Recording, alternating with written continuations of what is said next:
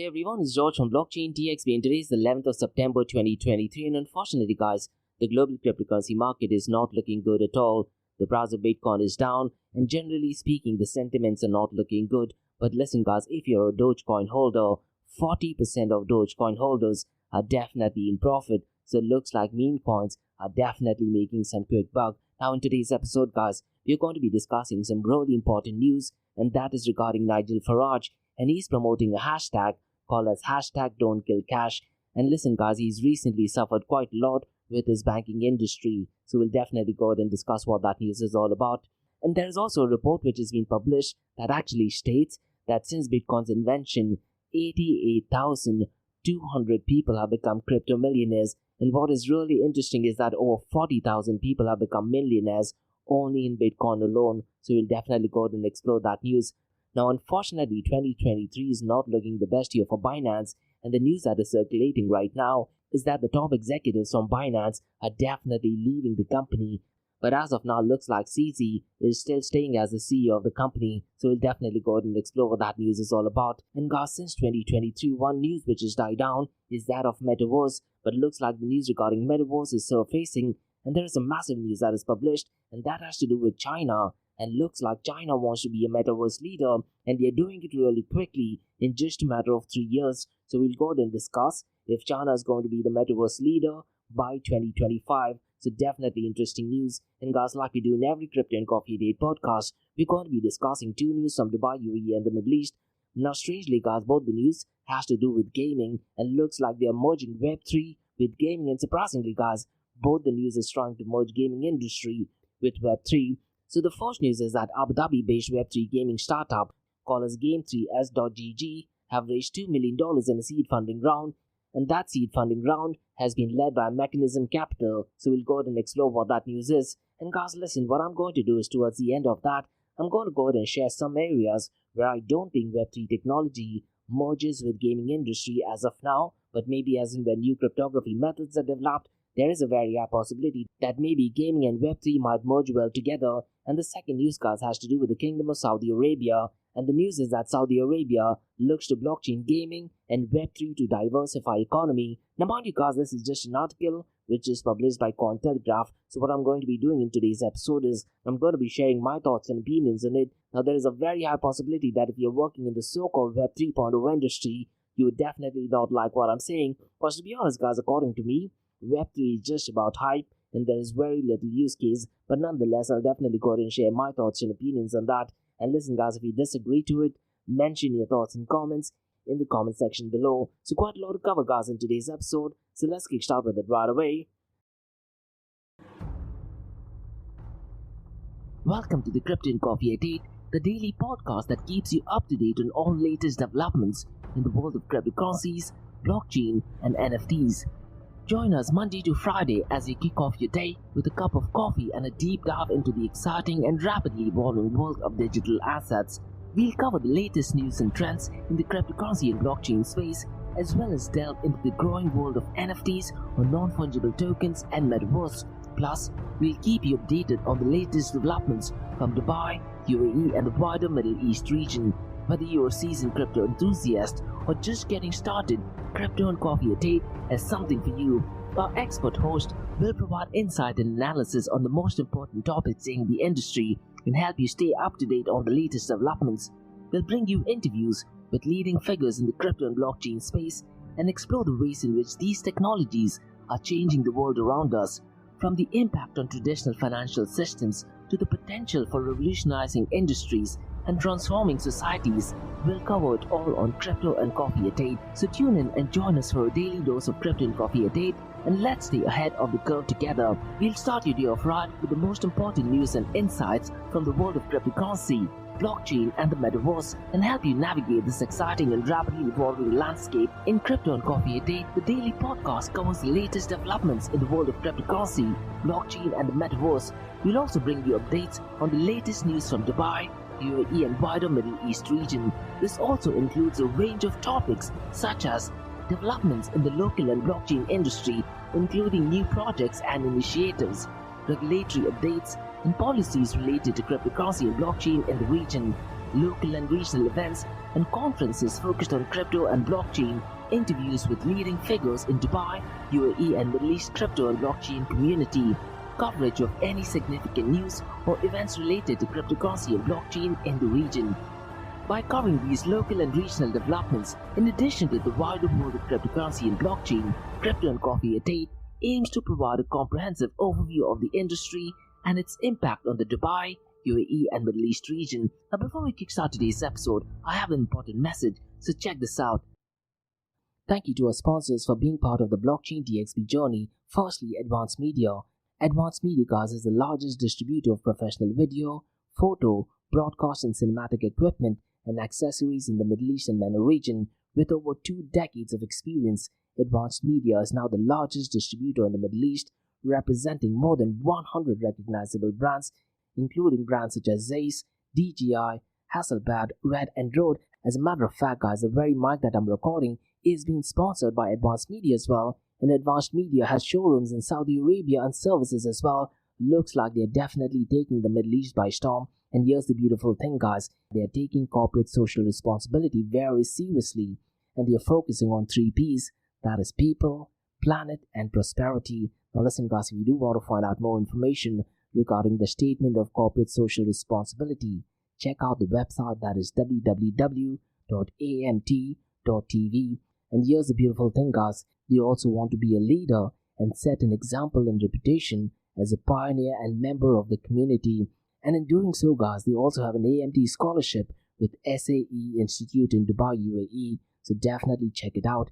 And also, guys, Advanced Media is committed to persistently developing, organizing and hosting training workshops, seminars and community events that educate, inform and familiarize consumers with new equipment and the latest technological advances. So listen, guys, do one thing. If you do want to support this channel, go to the website, that is www.amt.tv,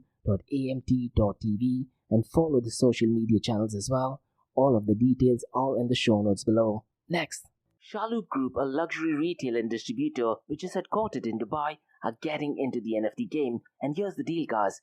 They are not just getting into the NFT and Metaverse space, they are going to be shaping the NFT, Metaverse and Web 3.0 space, which I believe is excellent not just for Dubai and UAE, but also for the global cryptocurrency community as well. And guys, Shaloop Group's Web 3.0 sneaker brand called Soulmates revealed their first NFT collection on the 12th of April. Now what is really interesting is that it's called as Soulmates, so it's spelled as S for sugar, O for orange, L for Larry. Now instead of E, they have replaced it with Web3, and it is the number 3, mates.xyz. And guys, listen, Shaloop Group has over half a century's worth of experience in luxury goods, and them getting into the NFT space is a massive deal. Now if you're a sneakerhead, you definitely need to check out soulmates.xyz. And once again, guys, the number is 3 instead of an E. It has all the information, and in the show notes below, you'll get all the information. And listen, guys, if you want to be an early adopter, you can also pre-mint it at www.dreamin.xyz/soulmates.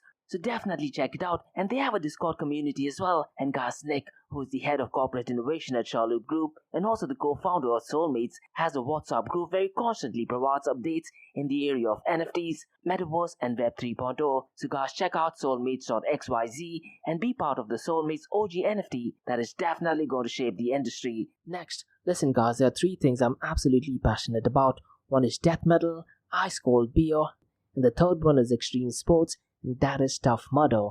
And Tough Mudder, guys, is a series of obstacle and mud runs that'll push your physical and mental limits without the pressure of competition. It's essentially a community that is built on teamwork and overcoming obstacles, where stepping outside of your comfort zone is the actual reward. And my big question is, guys, when was the last time you did something wild for the very first time? Now listen, guys, Tough Mudder Arabia has a formidable team, and one of the events does actually take place on the 14th of October. And Tough Mudder Arabia, guys, is putting across a series of events this year and next year. And the first big event takes place on Fujairah Adventure Park on the 14th of October. So look at the show notes below. You'll find the registration link. And if you're someone who's in Dubai, there are 2 days of back-to-back Tough Mudder events as well that takes place on the 11th and the 12th of November at the iconic Jebel Ali race. And finally, guys, in the second quarter of 2024, there's a massive event taking place in Ras Al Khaimah, and that takes place on the 20th of April 2024. Now listen guys, if you want a season pass, it is at a discounted price. So look at the show notes below for the discounted price. And guess what guys, they have two different distances as well. 5 kilometers and 10 kilometers. And if you have kids, get your kids along. So check out the show notes below to find out more information regarding Tough Mudder Arabia. Next, Startup OI is global one tech platform for tech. It offers global high-paying tech jobs with flexibility in working time and location, global free tech events, and tech networks to connect with global like-minded engineers. A brilliant platform to listen to the tech experts in Metaverse and to grab their insights. Now listen, all you have to do is download the app Startup OI. If you're using an Android version, go to Google Store and App Store for iOS devices. Alternatively, you can also click on the show notes below to download Startup OI. Next, guys, listen, if you're into fitness, if you're into adventure, if you want to do something wild but still want to keep your health in check, there is a new podcast in town, a podcast focusing on obstacle course race in the Middle East. The podcast is called the Race Pace Podcast. So check out the Race Pace Podcast across all leading platforms. And the Race Pace Podcast is a peer-to-peer community-driven podcast where they talk all about obstacle course race in the Middle East, from Sandstorm to Spartan Race, from Tough Mudder to Desert Warrior Challenge, and also the Government Gov Games, and quite a lot more. The podcast has interviews with athletes locally and internationally to get inside scoop on how athletes prepare for obstacle course race. In the podcast, they also talk about interesting stories on why they are motivated to do obstacle course race. And that's not all. They also plan to release 7 NFTs. And these NFTs are no ordinary. These NFTs will represent every emirate in the UAE. And listen guys, these NFTs are going to be absolutely massive. So do one thing, go to Spotify, go to iTunes, go to any leading podcasting platform and search for Rise in the Obstacle Course Race podcast. And finally guys, not your keys, not your crypto. If you have dabbled with cryptocurrencies and now are seriously getting to protect your cryptocurrencies, there is no better way to protect it by using a hardware wallet. And this is where Ledger Wallet kicks in. And Ledger Wallets are hardware cryptocurrency wallets made by Ledger, a company headquartered in Paris, France. And Ledger's hardware wallets are multi-currency wallets that are used to store private keys for cryptocurrencies offline.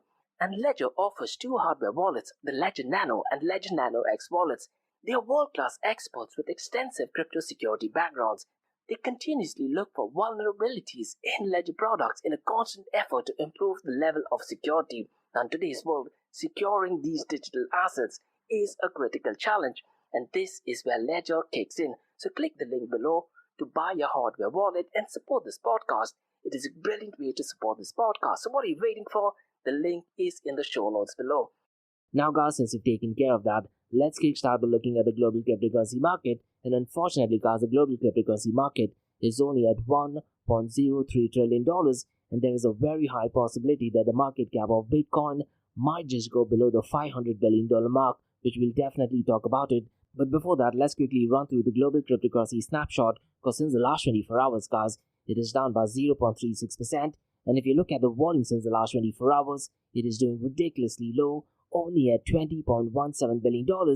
And what is really crazy is that since the last 24 hours, it is actually up by 36.31%. So I'm really curious to check what were the numbers, let's say, on the 9th of September and on the 10th of September as well. Now let's quickly run through the volume in DeFi. Now in today's episode, guys, what I'm also going to be looking at is the total value locked across all blockchain protocols. So we'll be looking at how much total value is locked in Ethereum, how much is locked in Tron, and how much is locked in Binance, and quite a lot of other. But before that guys, let's quickly run through some numbers on DeFi, because unfortunately guys, so far as the total value locked is concerned, it is only at $37.50 billion, and Lido is still dominating, and its total value locked is $14.01 billion. Now if you look at the volume of DeFi guys, it is ridiculously low, well below the $2 billion mark, and it is only at $1.63 billion.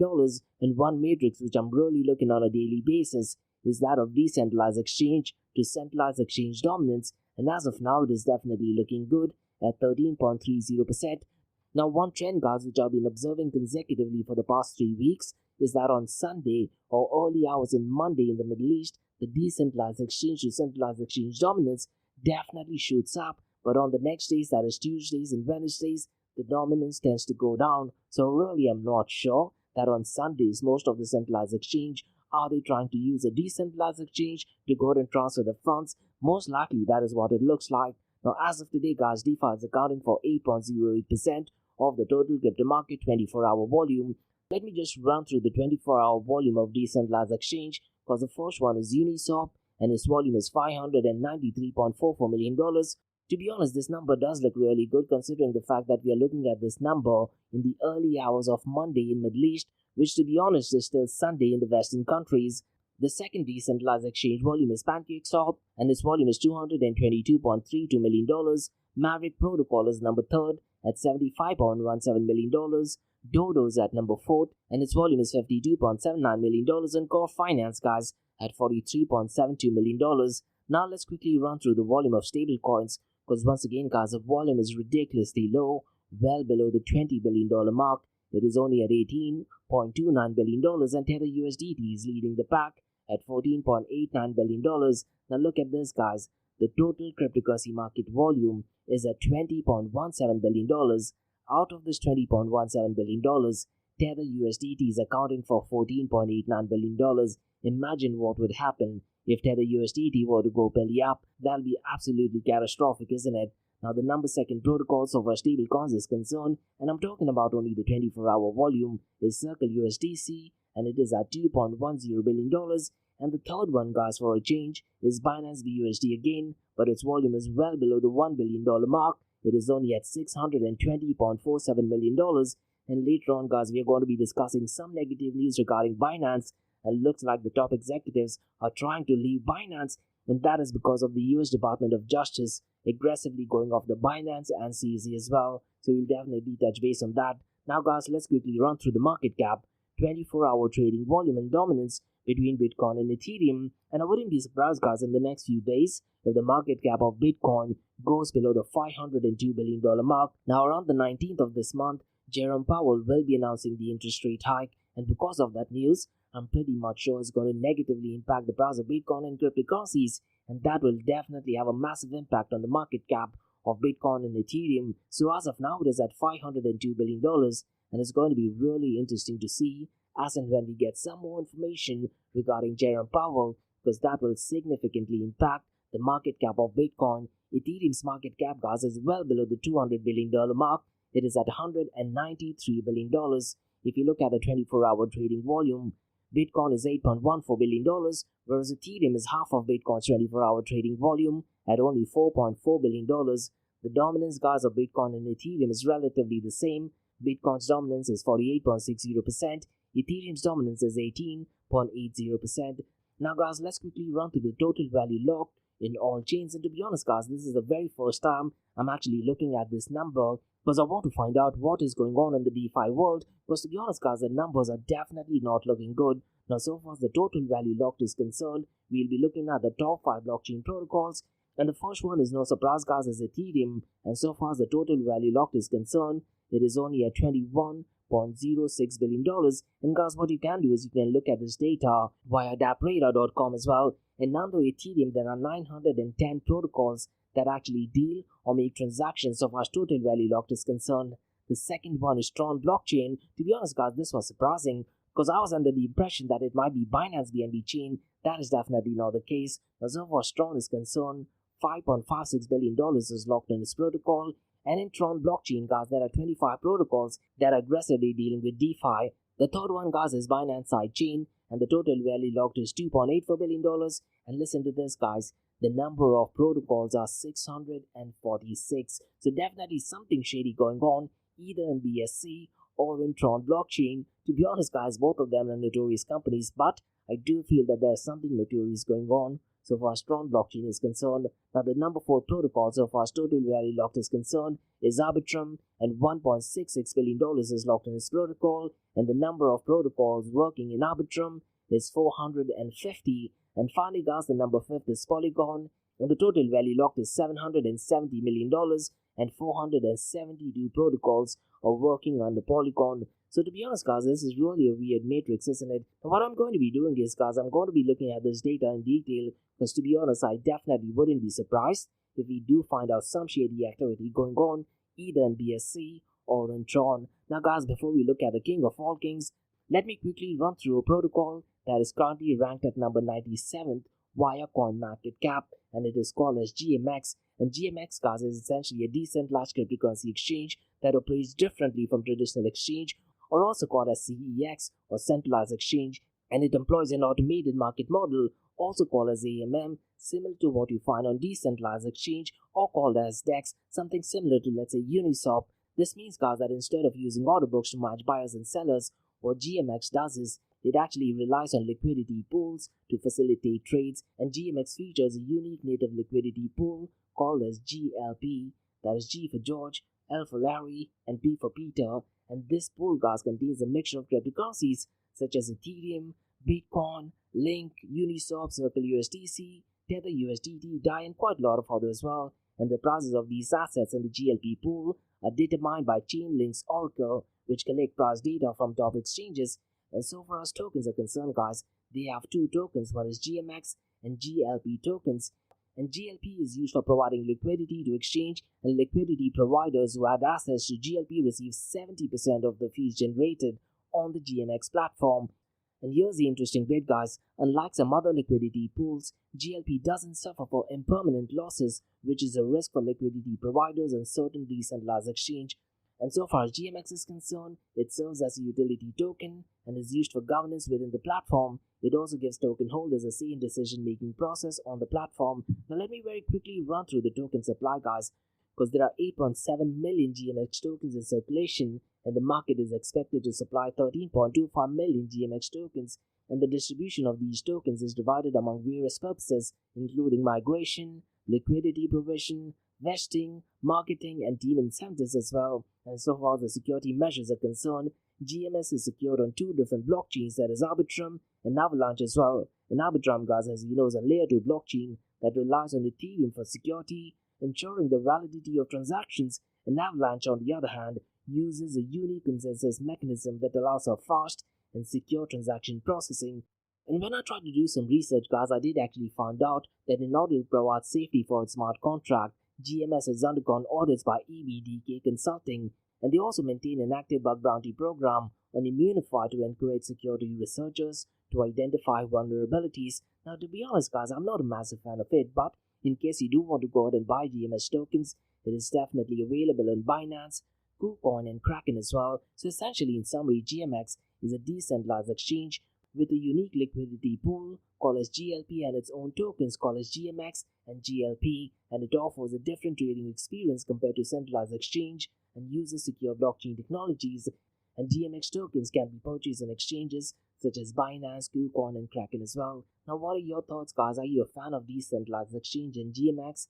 Mention them in the comments below. Now, guys, let's look at the king of all kings, that is Bitcoin. And to be honest, guys, the price of Bitcoin is not looking good at all. It is currently at $25,763, and since the last 24 hours, it is down by 0.19%. Since the last 7 days, it is down by 0.80%. And guys, while I was actually preparing for this podcast, I was reading through some interesting reports, and one of the reports by Into the Block states that over 40% of Dogecoin holders are currently in profit. So that is pretty good, isn't it? And if you actually go to the report via Into the Block, it does offer new insights into profitability, and they're focusing on meme coins as well, and they essentially have a snapshot, so please feel free to go ahead and check it out. Now, one of the comparison what they have done is regarding general people holding it as opposed to whales holding it. And if you actually look at Pepe coin, some of the whales are having as much as 49%, whereas the holders just have 21%. That is some really crazy metrics, isn't it? Now let's quickly run through the price of Ethereum, guys, because Ethereum is at $1,611, and since the last 24 hours, it is down by 0.82%, and since the last 7 days, it is down by 1.63%. And what happened, guys, a few days ago is that the X account or Twitter account of Vitalik Buterin did actually suffer a breach by scammers spreading phishing links, and because of that, it looks like roughly around $690,000 were completely lost. And unfortunately, guys, the attack actually manifested itself in the form of a post offering free digital collectibles, and because of that, it looks like people collectively have lost $690,000. That is absolutely scary and sad, isn't it? Now, guys, let's quickly run through the numbers of Binance BNB coin, because the price is $211, and since the last 24 hours, it is down by 0.51%, and since the last 7 days, it is down by 1.63%. 0.67%. Now in today's episode, guys, let me quickly run through a really respected political figure called as Nigel Farage. And what I'd really recommend you to do is, guys, via Instagram, he's been posting quite a lot of stories and quite a lot of reels regarding hashtag don't kill cash. And looks like, guys, what happened is, because he was a massive advocate of Brexit, and to be honest, guys, he's a massive advocate of freedom, and he's a massive advocate of general people benefiting by it. Looks like the banking industry are definitely against him, and some of the UK's bank have gone ahead and decided to kind of block his account as well. And Nigel Farage, guys, is definitely not a fan of central bank digital currency. So what I'd really recommend you to do is go to his Instagram stories, go through his reel, and apart from that, what I'd really suggest is Nigel Farage has a brilliant interview with Peter McCormack from What Bitcoin Did, where he actually went ahead and shared his struggles with the banking industry. To be honest, guys, politicians and politics do have a very strong say, and unfortunately scary at times, towards the direction and the trajectory on what our personal spending is. And unfortunately, his bank account has been shut down.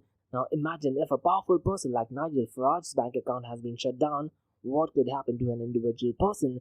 Now what is a bit surprising for me, guys, is that at least a year ago, he did have an interview with GB News, and he did actually ask the viewers, what are your thoughts on Bitcoin? And so far as I understand, he was a massive advocate of Bitcoin, but surprisingly, in the reels, it looks like he's not a massive advocate of digital coins. Now granted, he's talking negative things about CBDCs, but in that reel, he actually mentions about digital coins, and he actually has a logo of Bitcoin. Now I'm not sure if it is an error, maybe from his side, or maybe from the production team who's gone ahead and edited that, but it looks like, guys, at this point of time, based on the reel, he's not a massive advocate of CBDCs and digital coins, and that should not be the case, because ideally, guys, CBDCs are digital coins, and Bitcoin is also a digital coin, but there is a massive difference between CBDC and Bitcoin, and it's so critical to understand that CBDCs and Bitcoin are definitely not the same. They're kind of like opposites as well, isn't it? So my recommendation to listeners is say no to shitcoins and CBDCs,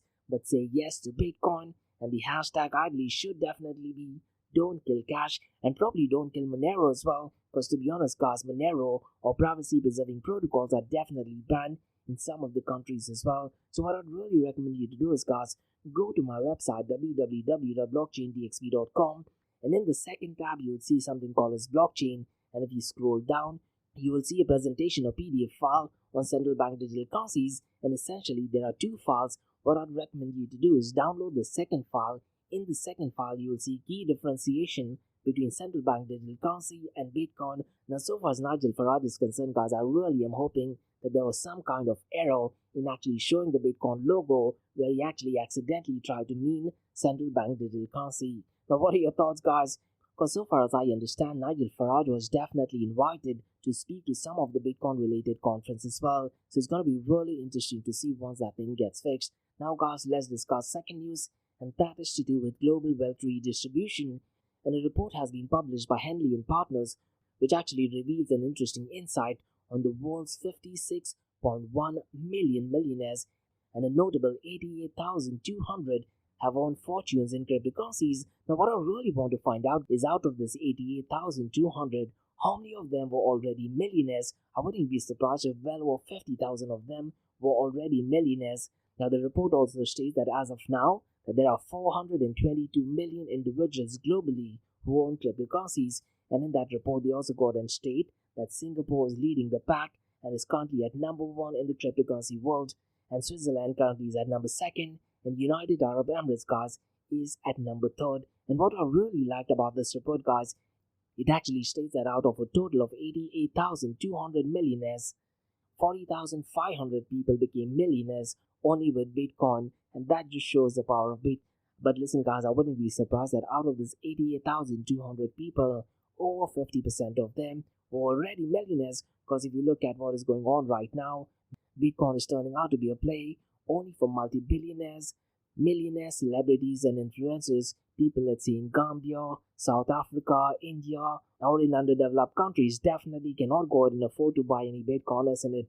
Those are my thoughts. Now, guys, let's discuss some unfortunate news, and that is regarding Binance.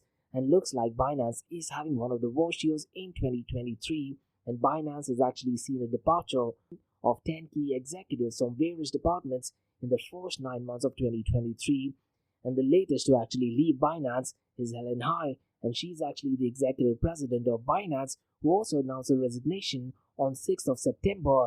And here is why it is crazy, because on the very same day, even Gleb Kosterov, the vice president of Eastern Europe, Turkey, the Commonwealth and independent states, even Australia and New Zealand at Binance announced his resignation.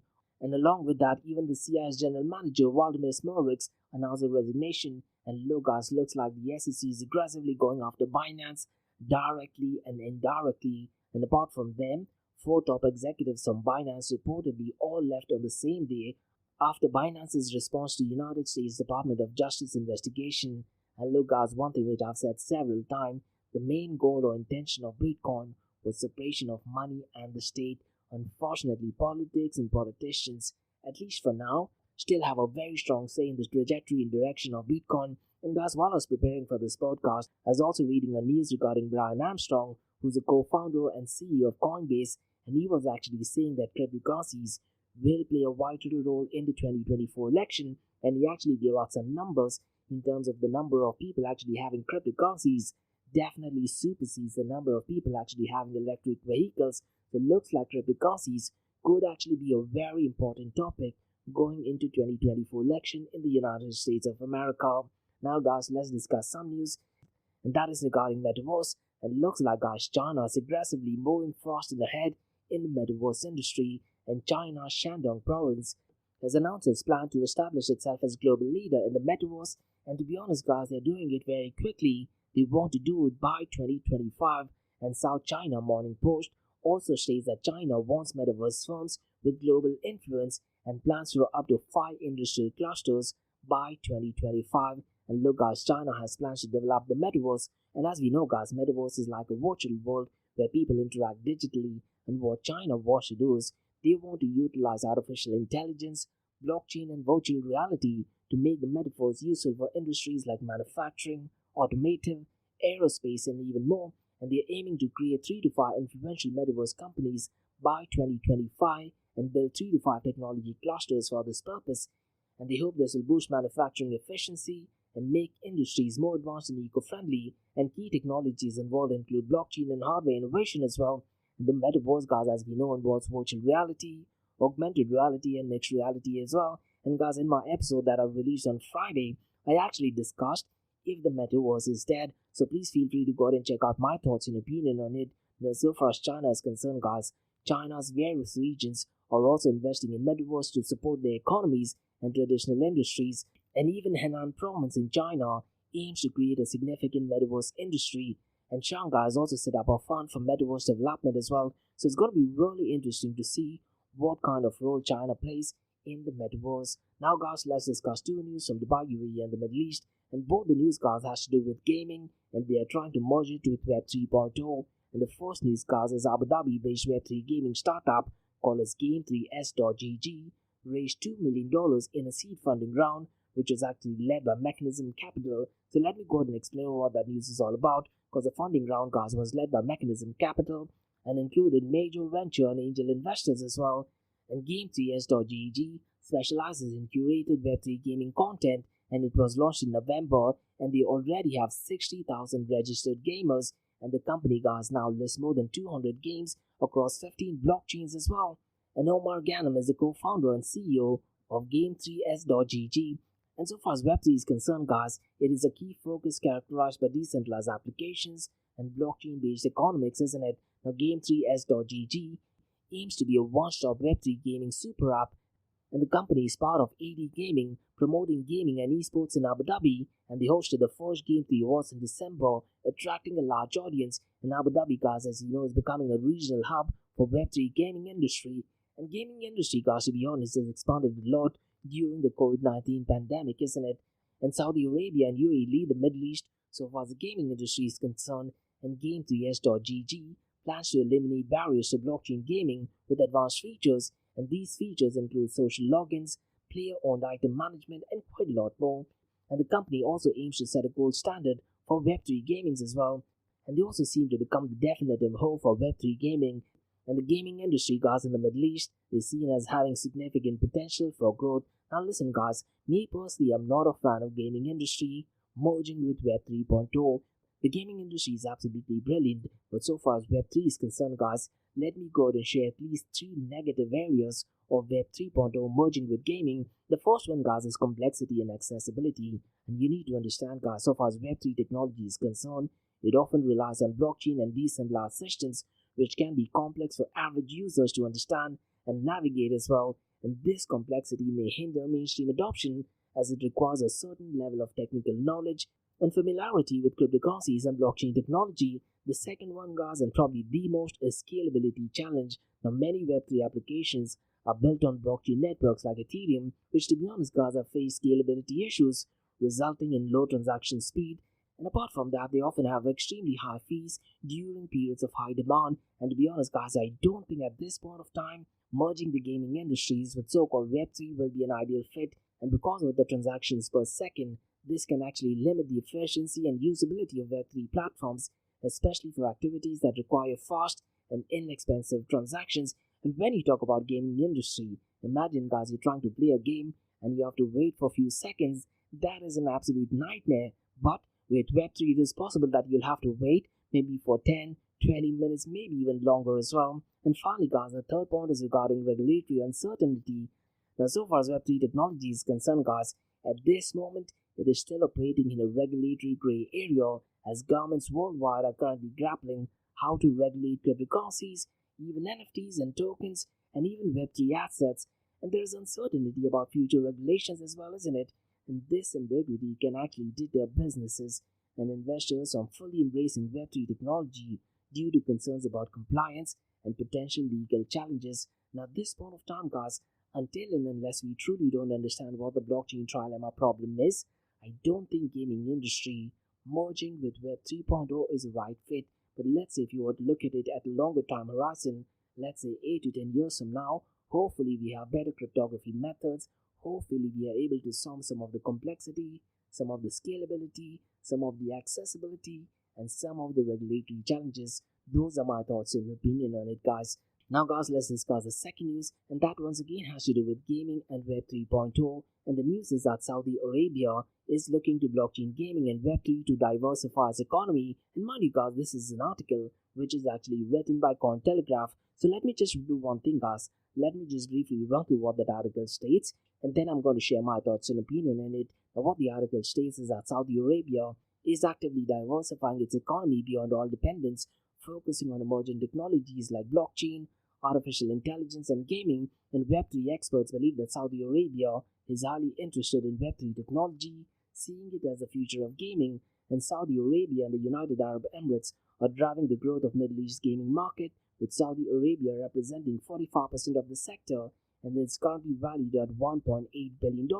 And the Saudi Esports Federation, guys, was recently established just a few years ago. I believe it was in 2017. And what they want to do is they want to regulate and develop the country's gaming industry.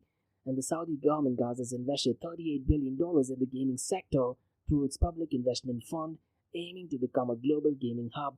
And also, guys, what Saudi Arabia understands the concept of Web 3.0, its integration into gaming remains unclear due to the absence of clear rules on cryptocurrencies and virtual assets. And what the article states, guys, is Saudi Arabia is seeking to learn from other markets with more clarity on crypto and Web 3, such as Hong Kong, Japan, and the United Arab Emirates. And the kingdom, guys, is interested in adopting the best practices and staying at the cutting edge of technology. And successful Web 3 adoption, whether in gaming or other areas, requires financial literacy among users, and becoming a Web 3 user entails understanding investments beyond just having a bank account. And the path to Web 3 mass adoption involves making users aware of the potential value of the assets and the network effects associated with them. And some Web 3 adoption is already occurring in the gaming sector, with users buying and selling in-game assets. And guys, the article also claims that Web 3 should enhance the gaming experience by introducing new game models and concepts like creator economy and ownership of digital assets. And to be honest, guys, this might sound really cool, but in the real world, it just will not happen. A centralized entity, so as gaming is concerned, will be able to offer much better user experience. Because when you talk about gaming industry, guys, imagine having a lackluster performance in the gaming. That is because of the society making the decision. It just will not cut it. But what the article states is that Web3 gaming developers are focused on creating engaging experiences beyond income generation, and the Web3 gaming segment could onboard 50 to 100 million players in the next 2 years, with titles targeting 10 million by the end of 2023, according to some projections. And they also mention about financial literacy, and what the article states that it is considered as a crucial aspect of successful Web3 adoption. And Saudi Arabia, guys, as we know, is actively seeking to learn from other regions with more clarity on the space, and the gaming industry can be seen as a key driver of Saudi Arabia's economic diversification efforts. Now listen, guys, so far as Web3 is concerned, I definitely do not like it, because to be honest, guys, there are a lot of challenges with Web3 and gaming. So let me go ahead and run through some of these points. And mind you, guys, some of the points, such as complexity and scalability, is something which I did earlier mention regarding the previous news as well, isn't it? So let me go ahead and read out some of the challenges of Web3 and gaming. The first one, guys, is complexity. And you need to understand, guys, that Web3 gaming can be absolutely complex with cryptocurrencies, NFTs, deterring casual gamers, and so far as scalability is concerned, slow transactions and high fees on blockchains can actually hamper the gaming experience, and market volatility, guys, which is so critical. And because of that, cryptocurrency value fluctuations may actually deter gamers from investing, isn't it? And fourth point is once again something which I did touch base earlier upon, and that is regarding regulatory uncertainty. And unsettled cryptocurrency regulations do actually create legal challenges for Web3 gaming.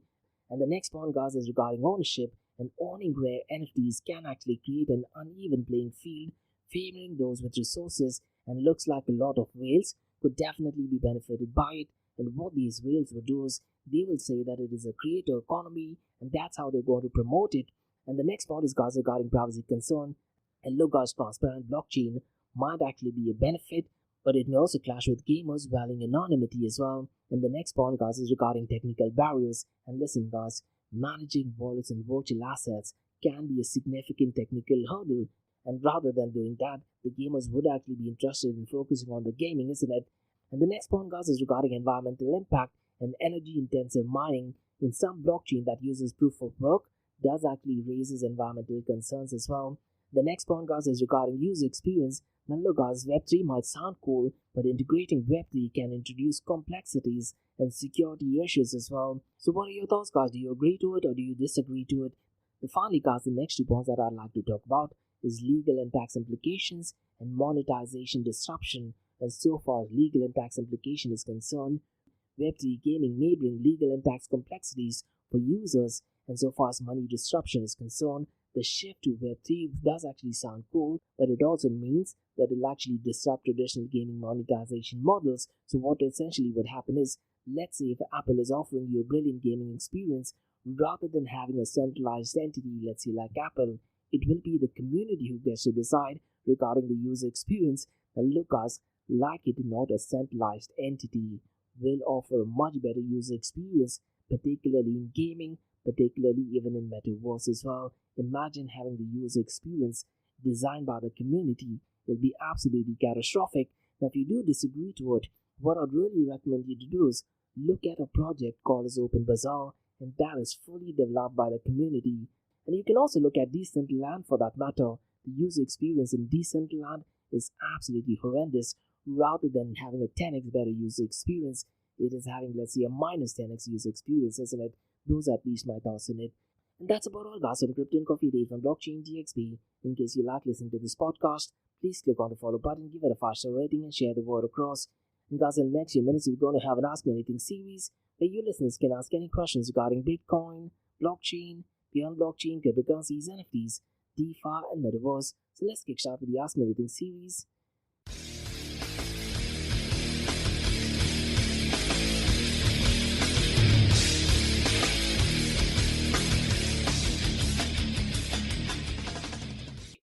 Hey everyone, it's Josh from Blockchain DXB. You're listening to the Ask Me Anything series where you listeners can ask any questions regarding Bitcoin, blockchain, beyond blockchain, cryptocurrencies, NFTs, DeFi, and Metaverse. I have a question by Gary who asks, what do you think would happen if Binance were to go bankrupt? Now, to be honest, Gary, I'm definitely hoping that thing does not happen, but in the cryptocurrency world, anything is possible, and looks like Binance is definitely not doing good.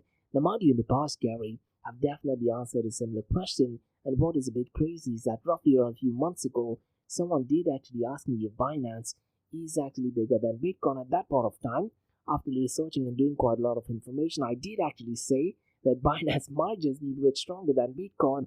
But ever since that moment, SEC has been aggressively going after Binance. To be honest, Binance is definitely not doing good. And one thing, to be honest, Gary, what surprises me and shocks me sometimes is the price of Binance being Bitcoin. It is way too perfect. So it looks like there is a central entity in the Binance BNB chain or the Binance BNB ecosystem who's trying to manipulate the price.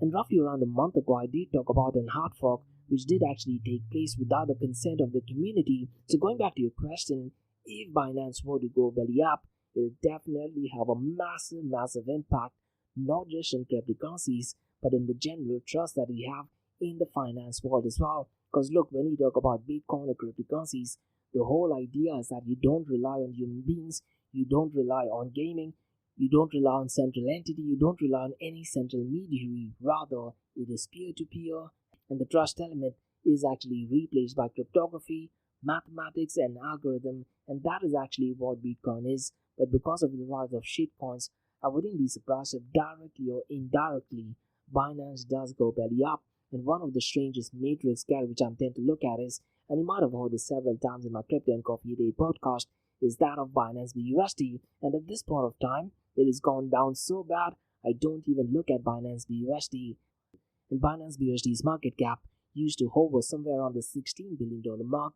And a few weeks ago, someone did actually ask me if there is a possibility of Binance BUSD's market cap to go below $3 billion mark. And I said, definitely not possible, because that will be absolutely catastrophic, not just for Binance, but also for the general cryptocurrency market. But right now, Binance BUSD's market cap is at $2.54 billion. So to answer your question, yes, Binance going bankrupt will have absolutely catastrophic impact, not just on Binance, but in the general world as well. And there's always this domino effect that, let's say, people who have invested in Binance, they have taken out loans, so their loans will get liquidated as well. So the impact will be absolutely scary. But surprisingly, if you look at Binance BNB chain's market cap, it is only at $30 billion. So let's say the worst of worst scenarios, if Binance were to go belly up, I wouldn't be surprised if, let's say, $400 or $500 billion gets completely wiped off from the cryptocurrency market. And to be honest, that has definitely happened in the past. So those are my thoughts and opinion on it. And that's about all, guys, on the Ask Me Anything season blockchain DXP. In case if you guys have any feedback or suggestions, drop me an email to info@blockchaindxp.com. Check out my website www.blockchaindxp.com, and guys, also check out my other website area2071.com that talks everything about Metaverse. And guys, if you like listening to this podcast, please click on the follow button, give it a 5-star rating, and share the word across. And remember, guys, Monday to Thursdays, 8 a.m. to 8:30 a.m. we have Crypto and Coffee at 8, where we cover top news and information pertaining to Bitcoin, blockchain, beyond blockchain, cryptocurrencies, NFTs, DeFi, and Metaverse. And how the series of episodes on the Crypto and Coffee at 8 works is, we usually cover some top news and information pertaining to the price of cryptocurrencies, some major breaking news, occasionally short and sweet news as well, news that has an impact on the cryptocurrency world. The other two news and information is related to Dubai, UAE, and Middle East in the world of Bitcoin, blockchain, beyond blockchain, cryptocurrencies, NFTs, DeFi, and Metaverse. And what you're listening to right now is the Ask Me Anything series, where you listeners can ask any questions regarding Bitcoin, blockchain, beyond blockchain, cryptocurrencies, NFTs, DeFi, and Metaverse. So thanks so much for listening, guys, and have a nice one. Bye-bye.